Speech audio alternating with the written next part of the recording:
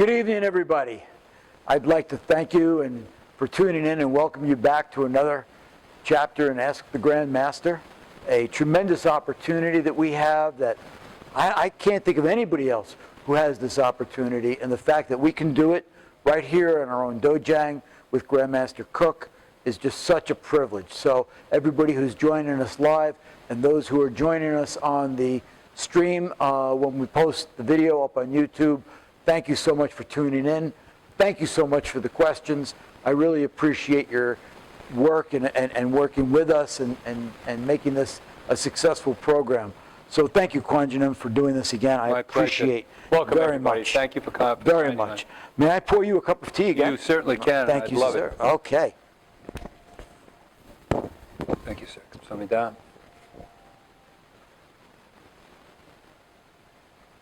Excellent. May I pour you a cup, sir? Oh, thank you so much.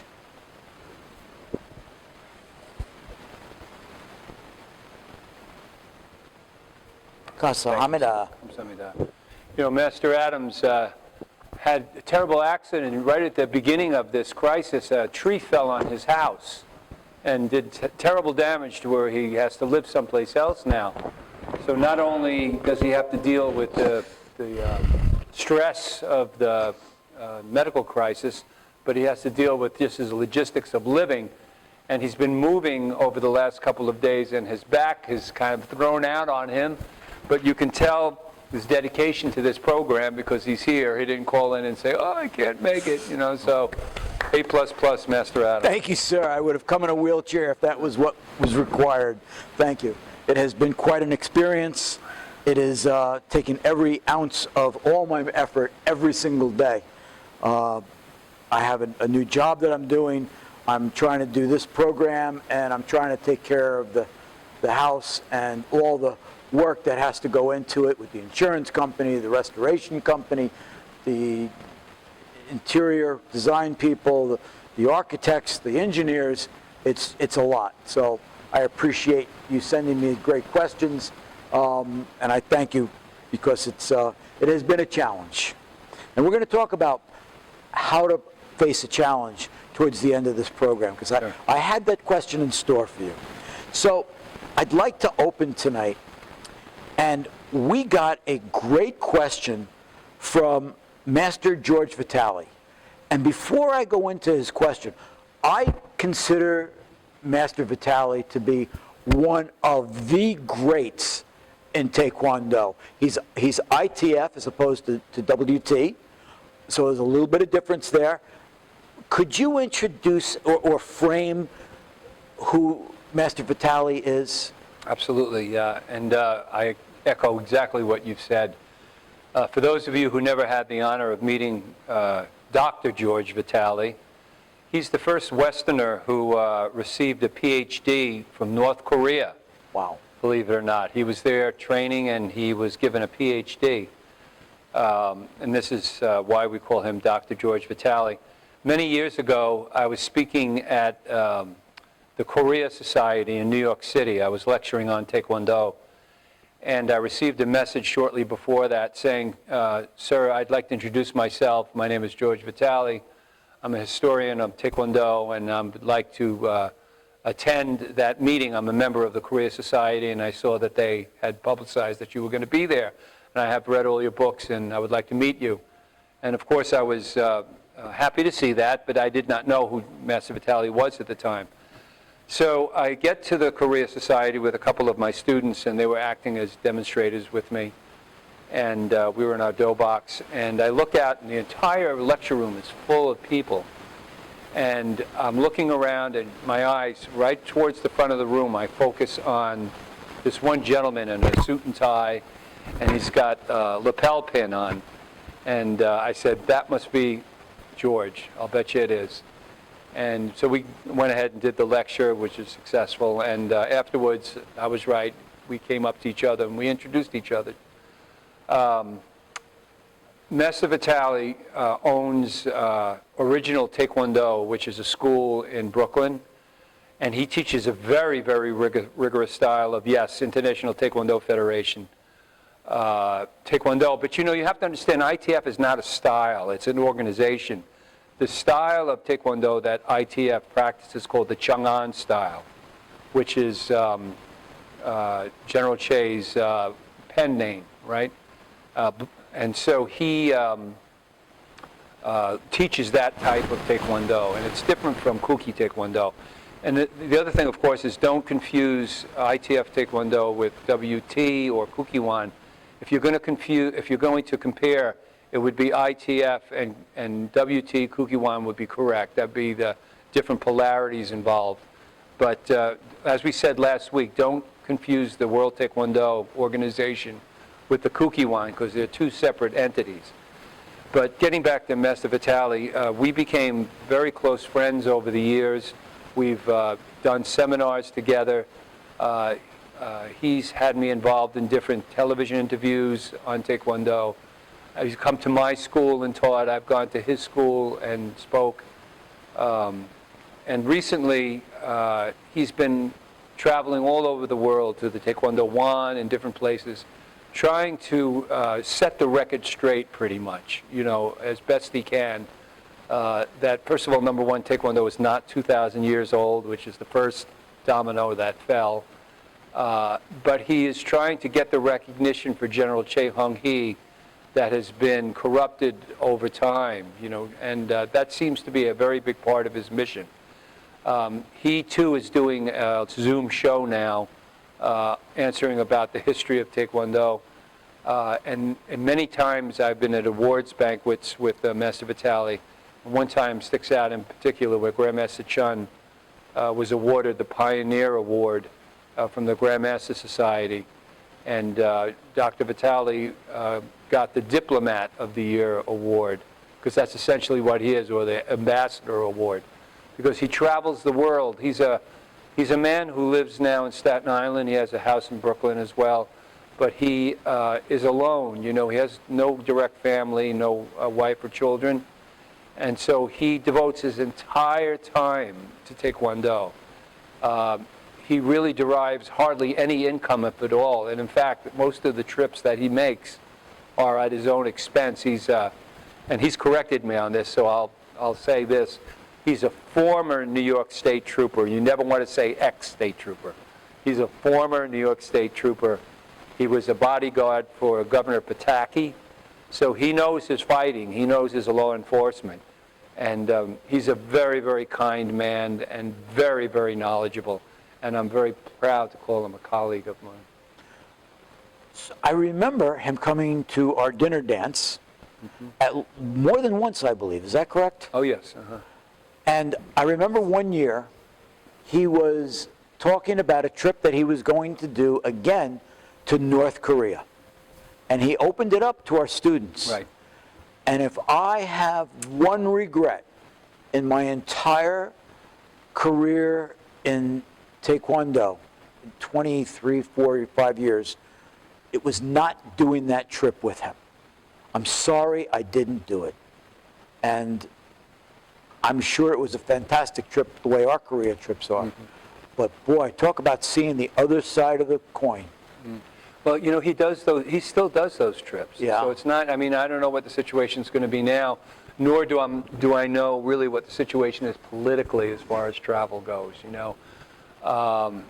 But if anybody is ever interested in traveling to North Korea, because that's one of the reasons General Che got knocked out of the box, so to speak, by the South Korean government, is because he tried to unify the Koreas through Taekwondo, and he took a demonstration team to North Korea, and everything got messed up after that, but for him at least, And he was exiled out of Korea. He took the ITF to Canada, and the vacuum that was left was filled by the World Taekwondo Federation in 1973 that was headed, as you know, by Dr. Eun Young Kim.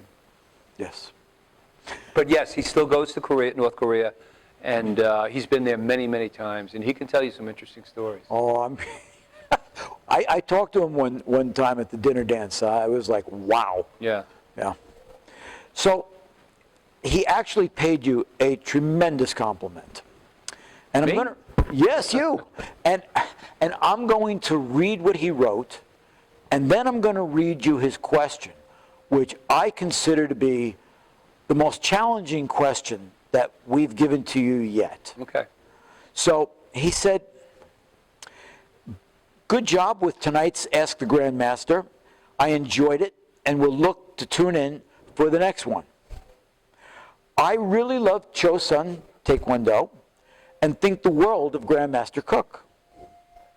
Personally, I consider Grandmaster Cook to be one of the leading independent Taekwondo leaders of his generation, which I concur. He is also very open-minded and appreciates every learning opportunity for his students. And that is true. How many places have we gone with Kwanjunim? How many special classes have we done with Kwanjunim? How many special trainings have we had with Kwanjunim? Other dojangs don't do what we do. Believe me, this is really special. This is really unique. This is really, it's a cut above everything else. And then he continues on and says, as such, he constantly searches for appropriate learning experiences for them. At the top of that list was his dedication to Dr. Chun and how he shared him with his students, which is not always done, as well as traveling to Korea for so many years to broaden his knowledge. As a result, he brings a rather unique perspective to today's often divided Taekwondo world.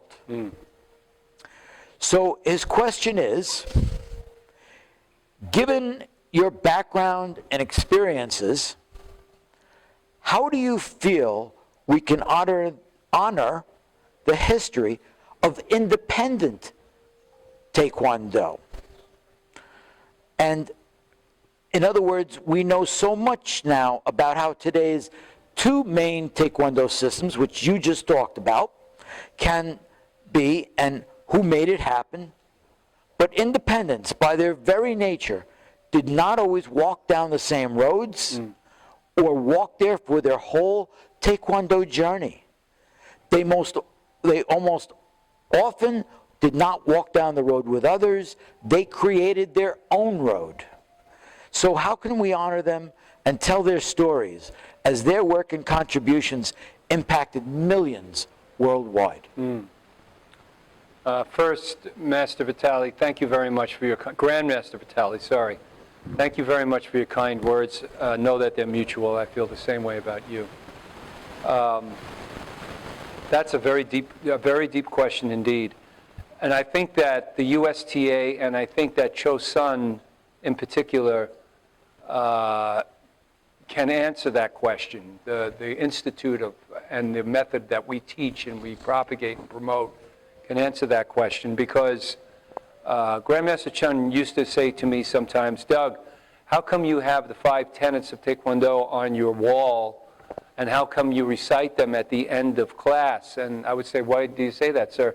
He goes, because really that's more a General Che's teaching, an ITF type teaching, you know. Well, I knew that, you know, and so the question remains, why do we do it? The way I feel about Taekwondo and its nature is this. Grandmaster Vitali and I feel the same way in the fact that we always say at our seminars that we're more alike in our styles than we are different. But there are extremes.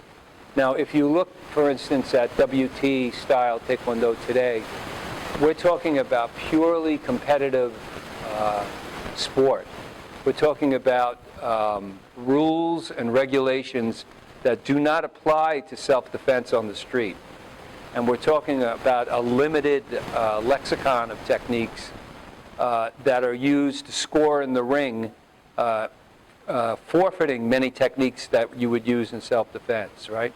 So to me, that is a combat sport, and there's nothing wrong with that, because if it weren't for the combat sport, probably many people would not know about Taekwondo, because it is an Olympic sport. Right. When you're stamped with the imprimatur of Olympic competition, it rises your sport highly in the public eye. So I'm thankful that Taekwondo is an Olympic sport. But I personally would rather not go there, right? So As far as having the WT style Taekwondo and as far as having the ITF style Taekwondo, those again are the two main polarities of Taekwondo, right? And what Grandmaster Vitali is talking about is walking the middle road, right? Now, if you look at the Chosun curriculum, you'll find that there are many things that we do that a typical WT school would never consider doing just because it's not applicable to their style. The two training styles are mutually exclusive. The way you would train for Olympic-style Taekwondo is not the way we train, right? And in fact, there was a young master who was one of the first silver medalists, American silver medalists in the Olympics, Juan Moreno. And he has the dojang out in California. And about 5 or 6 years ago, he was featured in Black Belt magazine. I believe it was Black Belt. It could have been Taekwondo Times. Heard someone not erroneously say, we're training martial artists to compete in the Olympics. Yes, that is true. Martial artists can compete in the Olympics. It's not saying that. But what I'm saying is the training is very, very different. The curriculum is different, right? So we don't necessarily go to that area. Do we go totally to the ITF? No, why not? Because we don't do their tools, right? We don't do their formal exercises or their forms, right? So we're walking this middle road by doing the Udanja series black belt Kukkiwan forms. We're doing the Taeguk forms. We're doing the Palge forms. We're not doing Olympic-style sparring, right? We do old-style karate point sparring, if you want to name it as such. We do Hoshin-Sul techniques. We do Il-Sushi one-step sparring, which is a very old term. When Kukkiwan teaches one-step sparring, they call it Hanban Jurugi, one-step sparring. We call it Il-Sushi Deiran, which is an older term for it that was used long ago in the 40s and 50s and was adopted at the Mudokwan, too. So how do we honor this independent style that Master Vitali is talking about? Well, we come back to people like Grandmaster Richard Chun, who I like to refer to, and maybe a bit briskly, but as the black sheep of Taekwondo, because he did maintain the old karate forms. And let's face it, when we talk about forms like Shipsu, Jian, Yunbi, Shinse, the Choki series, those are Korean names for the old Okinawan Japanese forms. And you know, more than anything, let's take that segment that we just said, Japanese, and shrink that down. Because really, the bulk of the tradition comes from China and Okinawa. It's only recently, and a lot of people don't know this, only recently, within the early part of the 20th century, that karate, or tote, which was Okinawan tote, was brought to Japan. And, you know, the great masses think that, well, karate, that's a Japanese art. Its name is Japanese, given to it by Gitchu Funakoshi, but really, tote was the root of it in Okinawa, right? So Grandmaster Chun would take all these older forms, and we call them the traditional forms, and maintain them within his style of USTA Taekwondo. And so where his colleagues, who are also high-ranking Grandmasters, would say, oh, how's Grandmaster Chun doing? You know, and I'd always say, oh, he's doing fine, you know, he's coming up teaching. And there would always be with, why is he doing what he's teaching when he should be doing this, you know? So personally, I have been, the word influence isn't strong enough when I talk about Grandmaster Chun. I'm a scion of his. I'm a slice off of him, you know. And to honor people like Grandmaster Chun, to honor people who have taken the old style teachings when the original Kwans were in existence and maintain that tradition and walk that path and weren't too heavily influenced by the WTF. And I'll use that term now because that's what it was back then. Yes, Grandmaster Chun was on the advisory board and a special advisor to Dr. Kim. Yes, he was the head coach for the first World Championships in Korea. And yes, he was very close to the World Taekwondo Federation. But he still maintained his own style with deep integrity. Think about this. When we had his memorial, when he passed away and his wife spoke, she told a very interesting story about HarperCollins, which was his main publisher at the time. His books on Taekwondo, a Korean martial art, and advancing in Taekwondo, the hardback editions, were published by HarperCollins, you know. And at the time, they gave him a fairly large advance, and they told him, let's call this Korean karate rather than Taekwondo. And he said, no, we call it Taekwondo. That's what we call it, Taekwondo, advancing, and Taekwondo. And they said, well, maybe we shouldn't publish the book. He said, okay, and was ready to walk away from the publishing contract because he was so adamant about maintaining the name Taekwondo and publicizing it, right? So the reason I bring up that story is because he was a man of high integrity, and he stuck by the tradition of Taekwondo, right? So how, again, coming back to Grandmaster Vitali's question, how do we as independent, and I consider myself independent in the fact that I'm not an ITF practitioner and I'm not a WT practitioner, right? We walk this middle road where we promote the Kukiwan forms, but we also promote the older style forms, but not just the ITF style forms. We know some of the ITF forms, and I do teach them, but I don't use them for promotion. Are there any forms that the WT style and the ITF style do the same, like maybe Balsec or? Well, that's a good question. ITF style that I know of, and you can correct me, listeners, if your viewers, if I'm wrong, but really they stick to the tools. They don't go off script when it comes to that. I see. All right. Same thing with the Kukiwan. Now, you know that firsthand. When you go to the Kukiwan, by the way, today, currently, if you go, what you're going to be practicing is the Taeguk forms exclusively, and what we know as the Udanja forms, you know, Koryo, Kumgang, Taebek, so on and so forth, and perhaps some of the newer competition forms. And then there's the Taekyon form, not Taekyon, but the Taekwon forms that are being considered, which we started practicing, the first 5 of them, you know. But even those have been subjugated, and I'm told that they're not really thinking about those so much right now. So going to the Kukiwan, you would practice only the Taeguk forms and the Udanja black belt forms. On the other hand, if you were attending an ITF, a purely ITF school, and even that has various factions now, after General Che passed away, you would still be practicing the ITF tools, but not the traditional karate forms, you know. Do you see any role of the USTA in trying to unite, perhaps? The WTF and the ITF? That is an ongoing battle that is probably in the near future unlikely, only because there have been letters of intent signed by both parties. But from what I know of, and Dr. Vitali would be the one to speak to about that, because he was actually involved in those negotiations. Nothing concrete has really happened yet. From what I understand, ITF practitioners were supposed to be able to participate in the Olympics, and there were still guidelines being hashed out about what forms would they do, and you know, how would the scoring be kept, because they don't practice the Olympic-style sparring either, you know. So that still needs to be worked out. As far as the USTA goes, that's not, it's not something I would be interested in. That's too big of a piece to chew at this time, you know. Really, the USTA, in my hopes, would be to propagate and promote exactly what Grandmaster Chun and other independent school owners wish to provide.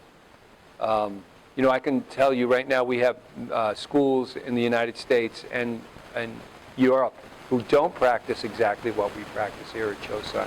And they are independent styles, but they are USDA members. I hope I answered the question. It was a very good answer, and I appreciate that.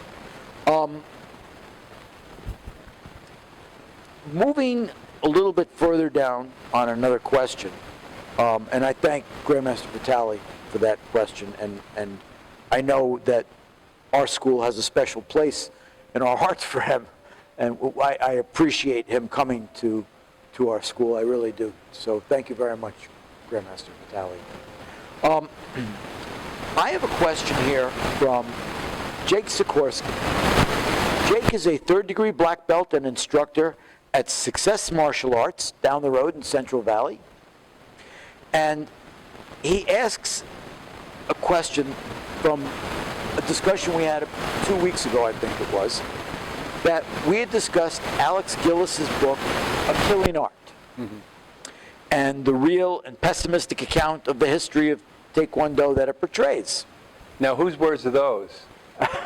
Are they his words? Yeah, that's what he wrote. Uh-huh. That's what he. So he kind of concurs in a way. I think. Yeah, yes, and I would agree with that. It really is. Are there any other pieces of literature that focus on the history of Taekwondo or martial arts in general that you would recommend? Sure. First of all, I really want to qualify. We've been talking a lot about The Killing Art. I really want to qualify by saying that the book is an excellent book. It really is. And sometimes the truth is hard to swallow. And that's kind of the way I felt when I read this book. I knew Mr. Gillis was telling the truth. I mean, he is an exceptional investigative journalist outside of being a Taekwondoist. And my recommendation would be read the book by all means.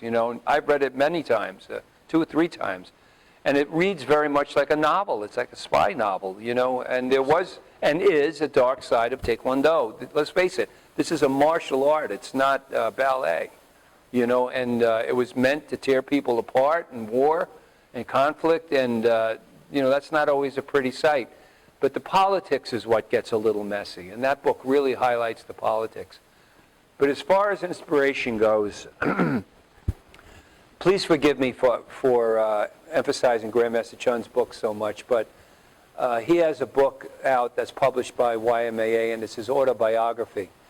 And it's called Beyond Self-Defense. And it's the autobiography of Grandmaster Chun. That is an inspiring book in the sense that Grandmaster Chun was a unique martial artist and one of the most truthful and honest martial artists I've ever met, and his story is remarkable, and he gets into the history a bit about Taekwondo on first hand, and so that's one book I would definitely read. The other on a philosophical point is the one we always talk about, which is The Making of a Martial Artist, yes, by Sang-Kyu Shim. I would highly recommend that book. And also, I would recommend reading the history books by Stuart Ainslow, Master Stuart Ainslow, who is publisher of Totally Taekwondo magazine. He has a book out that focuses mainly on the history of some of the ITF forms, but it talks about the history of Taekwondo and the history of Korea in general. And then lastly, I would say, go up on the web and type in the history of Taekwondo, and you will get a paper that came out many years ago by 2 or 3 of the more illustrious masters. And, you can print that out and read it, and it gives a history of the Kwans. History is an interesting thing because it's always said that the history is written by the victors, right? Whoever wins writes the history. So history is also something that tends to evolve over time. The more research that's done by people like Dr. Vitale, the more you can add to it and enrich it. And so a greater understanding is spawned by that, So try to keep up on current history of Taekwondo. Read some of the old traditional books. Another book I would say to read if you want to get a little bit in-depth in the tradition of how we came to be what we are today is read the autobiography of Gichin Funakoshi, who was the founder of Shotokan Karate. There are many good martial art books out, and there's a lot of bad ones too, I'll be honest, So my suggestion is good, ask people in the know what to read, and then read. Do read about it. It's very important. There's a second part to his question as well. And he asks, what are the best ways to incorporate this historical knowledge into the teaching of the art? That's really important. That's a good question. That's a Thank great you, question. Instructor Sikorsky, about this. You're doing your students an injustice if you don't take time during the class to drop in little bombs of wisdom. You know, you have to be knowledgeable first. Number one, don't ever make anything up on the spot, right? If you don't know something, just simply say you don't know it and you'll look it up, and you'll get back to them and answer them. But if you do your research correctly, particularly as a teacher, you're going to make your students' training so much more interesting by adding the to the yang of the training. Grandmaster Chen always said, if you don't know the history and the philosophy of Taekwondo, if you don't teach it, you're only teaching your student half of the art. Because the physical part is very, very important. But you must keep in mind that Taekwondo is just that. It's an art, right? And it's a way. That's where the do comes in, right? We can just call it Taekwondo, make it foot fist, make it a combat sport. But it's not just that. It's an art. And it's a body of knowledge, right? So during class, particularly during times when you're teaching forms, speak a little bit about the history of the form, speak a little bit about the personality behind it, when it was developed, maybe by whom, what style, what organization. In other words, I'll give you an example. When we talk about the Palge forms, right, I always underscore the fact that they were founded between 1965 and 1967. And that tells you something right away, right? And when you ask what organization developed them, that should give, that time frame in and of itself should give you an idea of who wasn't involved and who was involved, right? Now, we know that the Kukiwan was inaugurated in 1972. Right. So obviously, the Kukiwan wasn't involved at that point, right? So what organization was? Korea Taekwondo Association, right? KTA. Right? So it would be the KTA it would be the Korea Taekwondo Association, or later on the Korea Tae-Sudo Association, right? But the point is, all of a sudden you're offering your students some knowledge rather than just physical knowledge, right? You're giving them academic knowledge. So that would be a way to drop that information in. When you're talking about one-step sparring, for instance, right? Talk about how in 1933, Jigo Funakoshi, which was Gitcha Funakochi's third son, came to Japan and began massaging Shotokan Karate and adding to his father's body of knowledge. If you read the history, supposedly he was the one who came up with Ippan Kumite, which is Ilsushi Deiran, one-step sparring. Also the Kicho forms, which are known then as the Kaikyoku series, you know. And also the round kick. They give him credit for the development of the round kick. So now you're giving your students some historical knowledge. And guess what it does? It takes black and white physical technique and adds technicolor to it, you see. So it's really important to, first of all, to be a good teacher, to learn the history and the tradition of your art, and to interject it at the right time, and hopefully not like me, way too long. You know, I like to talk about it, so sometimes I'm too effusive. But that's how you intersperse it with the physical knowledge. Try to budget your classes, if you're a teacher, where you can teach the physical part of Taekwondo, but also intersperse the physical part with some of the background knowledge, because again, it adds color and meaning to the techniques. You mentioned the KTA being right. such an important influence in the 1960s. There was no Kukiwan, there was no WTFT, WT. Are they still active? What are they? Yes. Yeah, they sure are, and they still have a website and all that stuff, you know. You see, the KTA, you have to understand, is very much like USAT here in America. Master Adams can tell you, we both remember the United States Taekwondo Union, the USTU. Yep. You had to be a member of that. Both Master Adams and I are certified referees, and I know, as a fact, Master Adams has run many tournaments. He was, one time, when we weren't together in the same school, I took my school, Chosun, to a tournament that he was helping officiate with, and we walked in and the place was jammed with people, you know, registering at the time. And Master Adam, I'll never forget this, was very gracious, and he said, "Master, come up front, please, come," because he knew who I was, and he signed us up, got us in right away, took care of everything. And it was very gracious of him to do that. But the USTU was an organization that was responsible for the Olympic style of Taekwondo in America, and you had to be a USTU member in order to compete Yes. in state championships Correct. and whatnot, Yep. to be a qualifier for any type of national championships. And they were located at the Olympic Training Center out in Colorado Springs, yeah. in Colorado. Very short story is they fell into deep trouble because they were also responsible for issuing Kukiwan certificates. See, they were what's known as the national governing body of Taekwondo in America. Any Zhejiang in America couldn't apply for black belt certification from the Kukiwan directly. You had to go through the USTU. Unfortunately, they were embezzling money, as the story goes, and they were discontinued by the IOC. And they were replaced by an organization now known as the USAT. Not the USTA, the USAT, United States of America Taekwondo. It was really quite important in the founding of Taekwondo as we know it. Many different presidents, General Che being one, of course, many different people who were involved in KTA went on to form Kukiwan. Great, thank you. You mentioned some of the history of some of these forms, and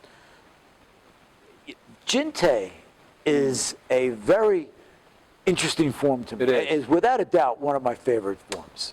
Yeah, and this actually kind of steers us towards the point I really wanted to make, which is that those of you who've trained with Grandmaster Chun and those of us who were his senior students, really have to be very thankful for the way he steered his style, because we do have what we talked about earlier, the traditional forms and things like that. So I have to make a confession in a way. When I first started training with Grandmaster Chun, I was exposed to all these traditional forms that I had no idea existed. Right. Because in our original styles, we didn't study have that. no. So when I was asked to do choreo, I think it could have been the first or second class. I think it was probably my first class with him. Naturally, I started out this way and did this, and they were nice enough, the instructors, to let me go through the form and perform it. But then towards the end, they said, no, we're talking about the original version of it. Oh. And I said, what? I didn't understand it. And I remember, like it was yesterday, having a little memo pad, with the spirals on it, and stopping every few minutes and dripping down on the pad and writing every motion out, so I would remember when I came back to Chosun that I can teach my students. And as the months went by, and I started thinking to myself, this is where the confession part comes in. I was thinking, did they just make this up, or was this just unique to his style, or was it a legitimate form? And of course, now we know, yes, it was very much a legitimate form that was created by the KTA back when the Palge forms were created, So when we started doing some of the other upper belt, black belt forms, I had never seen them anyplace else. I'd go on the web and search for them. Taijal forms are a good example, right? But Chinte was a form that, and it's not Chinto, that's a different form altogether. It's Chinte, Chintae, right? And it was one of the hallmarks of the Mudakwan. It was one of the signature forms that they did.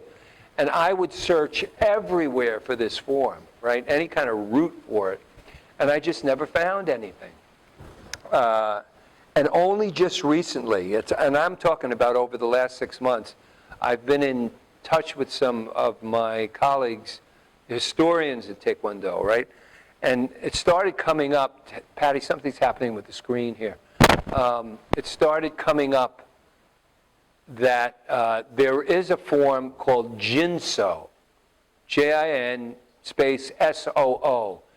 And it was one of those forms that came from China and was taught by a shipwrecked Chinese soldier to some of the martial artists, Okinawan martial artists in Tumari, which is a village there.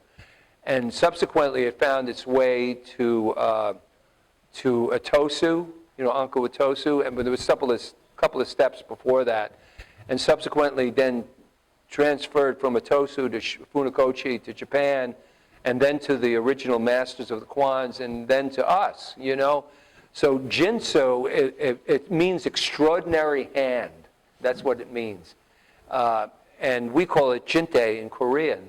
And because of those throwing motions and extraordinary hand motions in the form, it sure is, here go back to the term, sure shooting is a very traditional old form. And just because I haven't found anything or anybody doing it, it's because I was obviously looking for jinte, right? And that didn't exist. Not that many Korean schools do it, you know? So we've been very blessed with these old traditions. It's like jewels that were given to, you know, from great-great-grandmothers to women, or some type of heirloom that was given from grandfathers to sons. And all in all, we're very, very fortunate in USTA and Chosun to take possession and custody of these forms and to try to keep them as rich as possible going forward. I know that when I do the Udanja forms, as opposed to some of these traditional forms, they feel differently. Yeah, they do. The traditional forms just seem to be so much richer, and there just seems to be so much okidan, just so much more to the form, and have a flow that you don't normally see in the Udanja forms, like that throw in Jinte. I love the traditional forms. I think that they are unique and a wonderful opportunity that we have.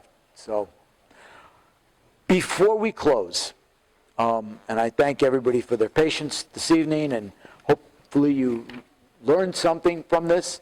I know I have, as always. We're in such a unique, interesting time. And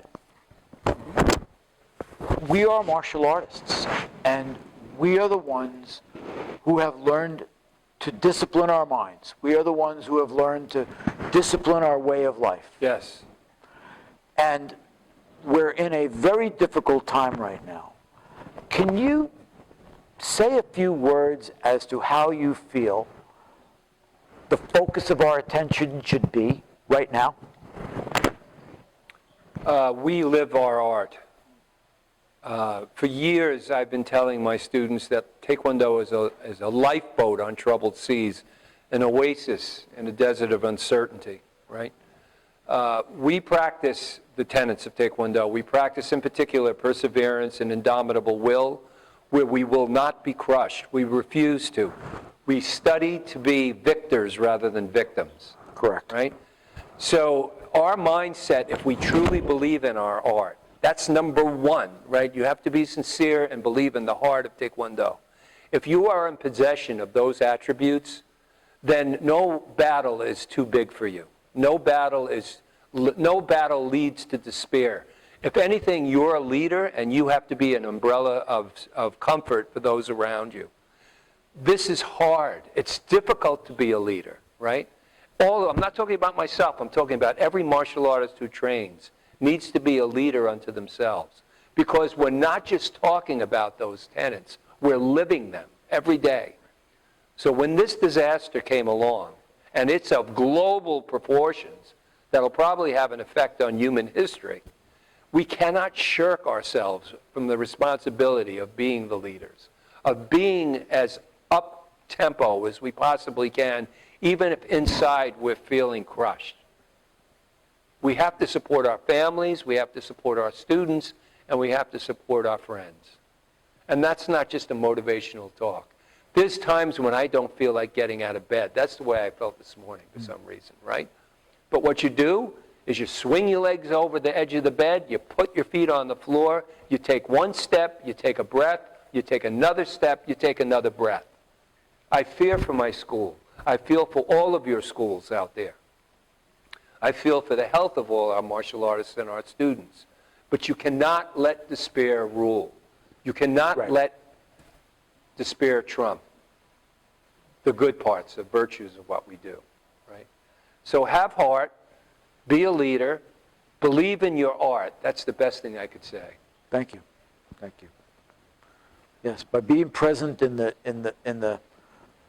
the great teachings that we've got and keep them in our heart and in our presence, it's a way that we can stay straight and clear, steady through this. So I thank you for that. Would you allow me to just do one sales commercial? Sure. Before we close? I just want to remind everybody that the USTA publishes this magazine called Hunlian Magazine. Hunlian means discipline training. That's basically what that means. And we've worked really, really hard to create a scholarly journal, not just a people magazine, for Taekwondo in general. And every step of the way, we've had really strong supporters. On our first cover, the feature was Grandmaster Chun. Our second was one of his senior students, Wanda Furiella. The third was Grandmaster Gilhan Lee. And on this most current edition, it's Grandmaster Heel Cho, which is one of the great living legends of Taekwondo today. And his feature interview in here is really quite amazing. But there's so much more. There's information on self-defense. There's information on Korean culture. And if you're interested in obtaining a copy, they're not cheap. It's $19.95, and it reflects the quality of the magazine, quite frankly. These can be purchased online. You can create an account on the Chosun website and order one. We'll send it to you. $19.95 is the price, $19.95. Covers the price of shipping and handling in America. You can request one via email, and we can send it to you, and you can pay us with a check or a credit card. We have quite a few left. We've been selling them all throughout Europe and all across America, and it just came out 2 days ago. The other thing I'd like to bring to your attention is shirts that were developed by Master Hal Pike, and this was to help our school survive this dearth of tuition, because the school has shrunk, frankly, because of this crisis. And this is our perseverance logo. It says never give up on it. On the back is Chosun. We're selling these shirts in small, medium, and large, one style, for $10. So if you'd like one of these shirts, please email us and we'll send you a shirt, or you can pick it up here in the vestibule. And these are the special patches we've had made for our students who have supported our online classes. It's the same logo that's on that shirt. It's a fist saying never give up in the spirit of Master Chun, with the Korean Hangul letters that say perseverance on it. And these are my gift to my students who have persevered through online training, getting up in front of a piece of glass, putting on their dobaks, in some cases alone without anybody else around, and practicing in their own personal dojangs. So I just want to make you aware of this thing. First of all, Hunlian. Secondly, the T-shirts. And these you can't buy. These are gifts to my students. So we're working really hard, really doubly hard than we normally even would, to make our classes and our school valuable to our students, to keep the tuition coming in so we can reopen our doors when the crisis subsides somewhat. We're a professional school. I never, ever thought that I would have to close my school for this long. And it's my sincere hope, and that of my wife Patty and Master Adams and all of our students, that will reopen soon. Just stay safe and healthy, everybody. Yes, stay healthy. Thank you, everybody. Thank you once again for joining us. We hope you got a lot out of this evening, and we hope to see you next week. Thanks so much. Good night. Good night, everybody. Thank you.